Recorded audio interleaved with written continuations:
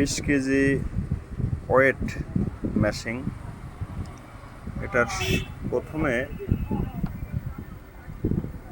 এটার একটা সমস্যা ছিল, যেটা হলো ব্যাটারি শুধু লাগালে লো দেখায়। তো ব্যাটারি ছিল এই লিথিয়াম ছোট্ট ব্যাটারি, এটার এম্পিয়ার গায়ে লেখা নেই, তবে 3.7 ভোল্ট আমরা জানি।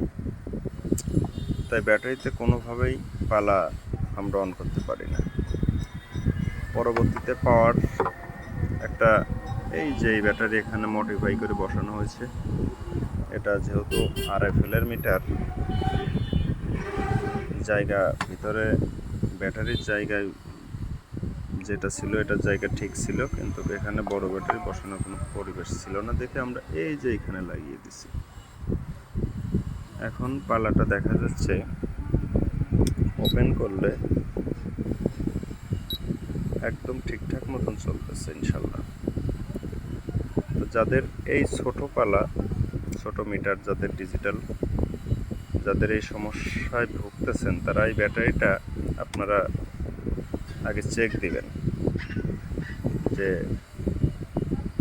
ব্যাটারি কি পরিবেশে আছে।